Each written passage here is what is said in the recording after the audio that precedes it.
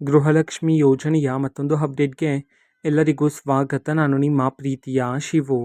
ಇವತ್ತಿನ ಒಂದು ವಿಡಿಯೋದಲ್ಲಿ ಗೃಹಲಕ್ಷ್ಮಿ ಯೋಜನೆಯ ಪೆಂಡಿಂಗ್ ಅಮೌಂಟ್ಗೆ ಸಂಬಂಧಪಟ್ಟಂತೆ ಈಗ ಒಂದು ಮಹತ್ವದ ಮಾಹಿತಿ ಆದರೆ ಬಂದಿದೆ. ಸೊ ಬನ್ನಿ ಅದರ ಬಗ್ಗೆ ನಾವು ಈ ವಿಡಿಯೋದಲ್ಲಿ ಇನ್ಫಾರ್ಮೇಷನನ್ನು ತಿಳ್ಕೊತಾ ಹೋಗೋಣ. ಸೊ ವಿಡಿಯೋವನ್ನು ಸ್ಟಾರ್ಟ್ ಮಾಡ್ತೀನಿ. ಅದಕ್ಕಿಂತ ಮೊದಲು ನೀವಿನ್ನೂ ನಮ್ಮ ಚಾನಲ್ಗೆ ಸಬ್ಸ್ಕ್ರೈಬ್ ಮಾಡದೇ ಇದ್ದರೆ ಈ ಕೂಡಲೇ ಈ ಚಾನಲ್ಗೆ ಸಬ್ಸ್ಕ್ರೈಬ್ ಮಾಡ್ಕೊಳ್ಳಿ ಮತ್ತು ಲೈಕ್ ಮಾಡಿ. ಸೊ ಈಗ ನಾವು ಇನ್ಫಾರ್ಮೇಷನನ್ನು ತಿಳ್ಕೊತಾ ಹೋಗೋಣ. ಸೊ ನೋಡಿ, ಇವತ್ತು ಅಂತಂದರೆ ದಿನಾಂಕ 19/5/2026 ಇವತ್ತು ಗೃಹಲಕ್ಷ್ಮಿ ಯೋಜನೆಯ ಪೆಂಡಿಂಗ್ ಅಮೌಂಟನ್ನು ಬಿಡುಗಡೆ ಮಾಡಲಾಗ್ತಿದೆ ಅಂತ ಹೇಳಿ ಈಗ ಮಾಹಿತಿಯನ್ನು ತಿಳಿಸಿರ್ತಕ್ಕಂಥದ್ದು.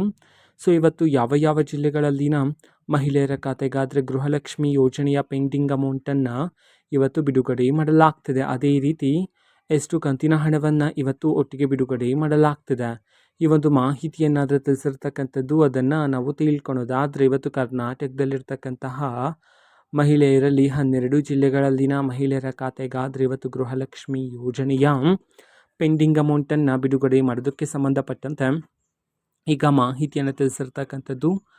ಸೊ ಈಗ ನಾವು 12 ಜಿಲ್ಲೆಗಳ ಹೆಸರನ್ನು ತಿಳ್ಕೊತಾ ಹೋಗೋಣ. ದಕ್ಷಿಣ ಕನ್ನಡ, ಧಾರವಾಡ, ದಾವಣಗೆರೆ, ಗದಗ, ಹಾಸನ, ಹಾವೇರಿ, ಕಲಬುರಗಿ, ಕೊಡಗು, ಕೋಲಾರ, ಕೊಪ್ಪಳ, ಬೆಂಗಳೂರು ನಗರ, ಬೆಂಗಳೂರು ಗ್ರಾಮಾಂತರ.